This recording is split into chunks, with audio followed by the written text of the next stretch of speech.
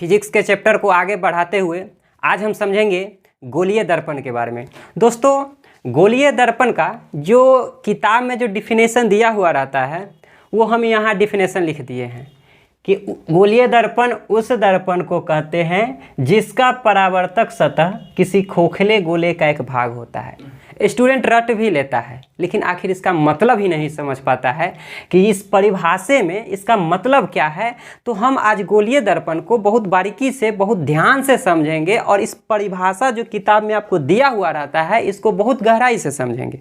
दोस्तों गोलीय दर्पण क्या होता है, नाम से ही आपको स्पष्ट होगा कि ये गोला होता है। गोलीय दर्पण क्या होता है, गोला होता है। एज लाइक आप मानिए फुटबॉल देखे होंगे, फुटबॉल किस आकृति का होता है, गोल होता है। वॉलीबॉल देखे होंगे, चाहे आपके नज़र में जो भी चीज़ आप एक गोले के रूप में देखते होंगे वही गोलीय दर्पण है। एक मिनट के लिए आपको क्या मानना है कि जो फुटबॉल है वही क्या है, गोलीय दर्पण।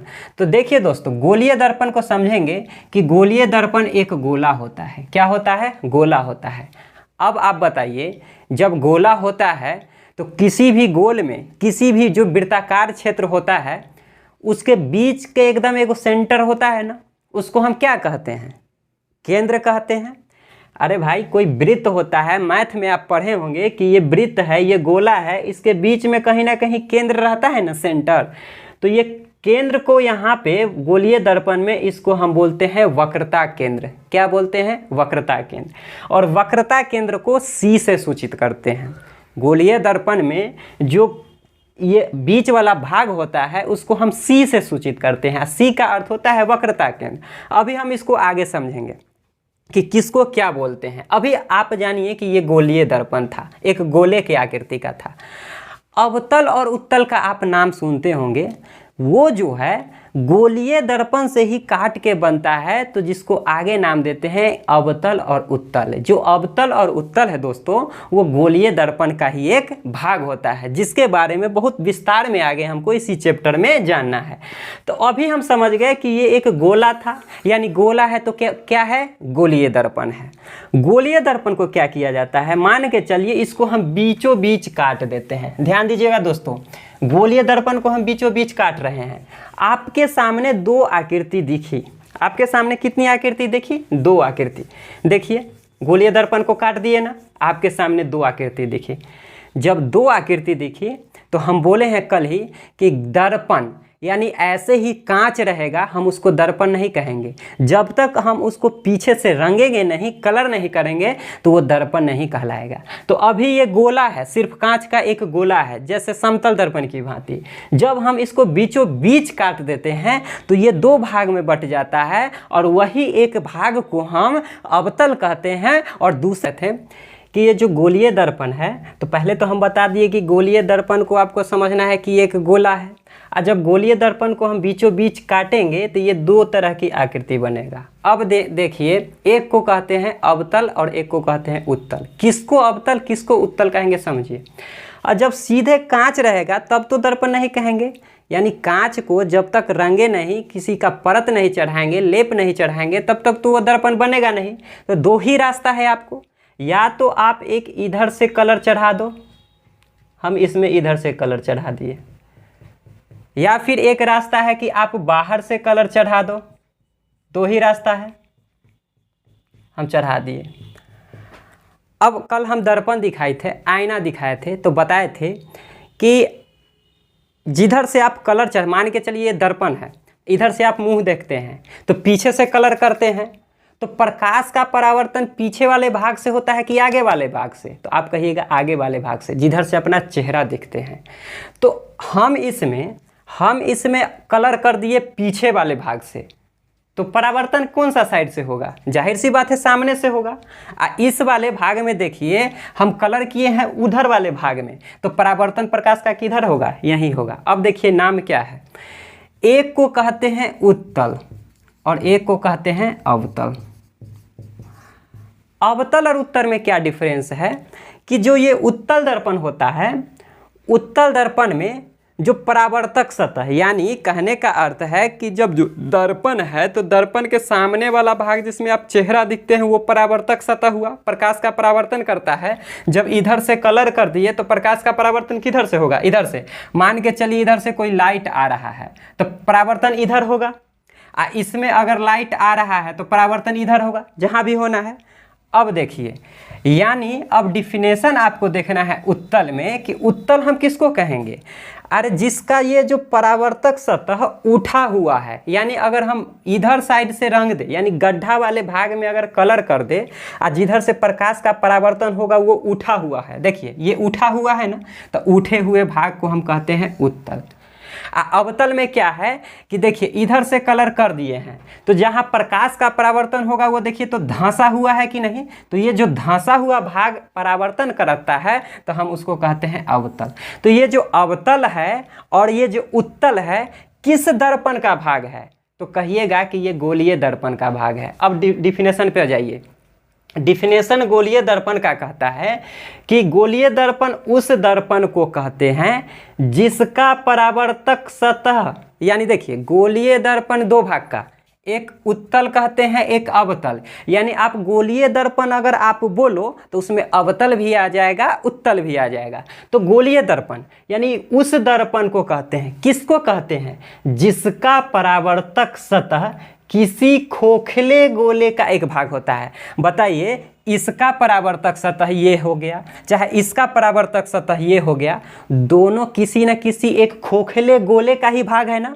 अगर ये उत्तल की बात करेंगे तो उत्तल भी किसी न किसी गोलीय दर्पण का भाग था, और ये अवतल है तो अवतल भी किसी न किसी गोलीय दर्पण का भाग था। इसलिए हम कहते हैं कि गोलीय दर्पण उस दर्पण को कहते हैं जिसका परावर्तक सतह किसी न किसी दर्पण का, यानी गोलीय दर्पण का एक भाग होता है। तो ये था गोलीय दर्पण। अब गोलीय दर्पण में कुछ पद होता है, किसको हम वक्रता केंद्र कहते हैं, किसको ध्रुव कहते हैं, वो समझिए।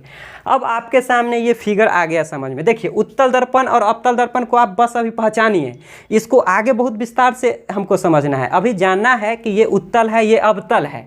एक ही चीज़ समझना था कि उत्तल का परावर्तक सतह उठा हुआ होता है, यानी देखिए उभरा हुआ है ना, और अवतल का क्या है? धंसा हुआ है, यानी प्रकाश इधर से आता है तो ये उठा हुआ, ये धंसा हुआ। अब गोलीय दर्पण का देखिए, अरे भैया ये गोलक है यानी गोलीय दर्पण है। गोलीय दर्पण में कहीं ना कहीं बीच में केंद्र होता है ना, तो गोलीय दर्पण का जो केंद्र होता है हम उसको कहते हैं वक्रता केंद्र। तो क्वेश्चन पूछेगा कि गोलीय दर्पण का वक्रता केंद्र किसको कहते हैं, तो क्या आंसर बनाइएगा कि गोलीय दर्पण का जो केंद्र होता है, यानी गोलीय दर्पण जिस केंद्र का भाग होता है, यानी कि ये जो केंद्र है गोलीय दर्पण का जो केंद्र C है, हम उसी को कहते हैं गोलीय दर्पण का वक्रता केंद्र। अब बताइए दूसरा है, अगर केंद्र है यानी ये वक्रता, ये सॉरी क्या बोलते हैं, ये गोलीय दर्पण है और गोलीय दर्पण का ये जो बीच वाला भाग हम इसको केंद्र बोले, तो जो केंद्र से लेके परिधि तक की दूरी को हम त्रिज्या कहते हैं। यानी कहीं भी आप ले लीजिए, ये केंद्र है, यहाँ से यहाँ देखिए ये पूरा परिधि है ना, कहीं से बीच की दूरी ले लेंगे हम इसको क्या कहेंगे? त्रिज्या। आप मैथ में पढ़े होंगे कि दर्पण से कहीं भी आप परिधि तक की दूरी को त्रिज्या कहते हैं। तो जो त्रिज्या होता है हम उसको ही कहते हैं वक्रता त्रिज्या। देखिए तो गोलीय दर्पण का एक केंद्र हो गया, यानी गोलीय दर्पण का उस केंद्र का नाम क्या देते हैं? वक्रता केंद्र। और दूसरा क्या हो गया? यहाँ से यहाँ तक की दूरी कह लीजिए, चाहे यहाँ से यहाँ कहीं का भी दूरी है, सबको हम त्रिज्या बोलते हैं। क्या बोलते हैं? त्रिज्या। तो उस त्रिज्या वाले भाग को हम कहते हैं वक्रता त्रिज्या। अब देखिए ये जो यहाँ वाला भाग है इसको हम पोल यानी ध्रुव कहते हैं। यानी बताइए अगर इसमें भी अगर इस फिगर को हम आधे आधे भाग में बांटेंगे तो देखिए दो भाग में बट रहा है, एक अवतल और एक उत्तल। यानी इसके बीच वाला भाग यहाँ एक पोल है और इसके बीच वाला भाग यहाँ एक ध्रुव है। तो ध्रुव हम किसको कहेंगे कि दो गोलीय दर्पण का जो बीच वाला भाग होता है ना उसी को हम ध्रुव कहते हैं। देखिए ये गोलीय दर्पण, ये भी गोलीय दर्पण, अरे गोलीय दर्पण का ही भाग है ना, चाहे अवतल का हो चाहे उत्तल का हो। तो ये दर्पण है, तो दर्पण का बीच वाला भाग कहाँ है? तो कहिएगा कि दर्पण का बीच वाला भाग यहाँ है। तो जो दर्पण का बीच वाला भाग होता है हम उसको कहते हैं ध्रुव। यानी यहाँ पी से किसको सूचित करते हैं? ध्रुव को। अब देखिए प्रधान अक्ष या मुख्य अक्ष किसको कहते हैं। सपोज करो भाई साहब कि ये गोलीय दर्पण था। ये कौन सा दर्पण था? गोलीय दर्पण। इस फिगर में आप ध्यान दीजिए कि ये गोलीय दर्पण है। गोलीय दर्पण के कहीं ना कहीं बीच में केंद्र होगा ना, तो जिस केंद्र को हम क्या कहते हैं? वक्रता केंद्र कहते हैं। देखिए गोलीय दर्पण के बीच में केंद्र है, यहाँ आप ध्यान दीजिए, यही फिगर को हम यहाँ विस्तार कर दिए हैं।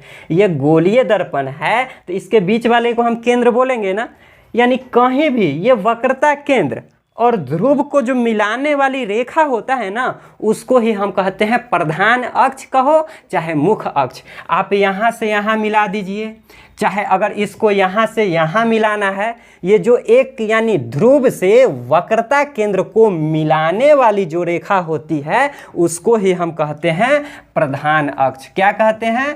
प्रधान अक्ष। इसका ही दूसरा नाम है मुख्य अक्ष। तो ये था गोलीय दर्पण का। दोस्तों गोलीय दर्पण में आप समझ गए होंगे कि गोलीय दर्पण एक गोला हो गया, उसी गोला को जो बीचे बीच काटते हैं तो उस दो भाग में बढ़ता है। एक को कहते हैं उत्तल, एक को कहते हैं अवतल। उत्तल किसको कहते थे? जिसका परावर्तक सतह उठा हुआ है। और अवतल किसको कहते हैं? जिसका परावर्तक सतह धंसा हुआ है, यानी इधर से कलर कर दीजिए तो उत्तल, आइए उठा हुआ भाग पे कलर कर दीजिए अवतल। उसके बाद हम बताएं कि इसका कहीं ना कहीं केंद्र होता है, तो जो केंद्र होता है हम उसको कहते हैं वक्रता केंद्र। और केंद्र से लेके कहीं भी आप दूरी चले जाइए उसको हम बोलेंगे त्रिज्या।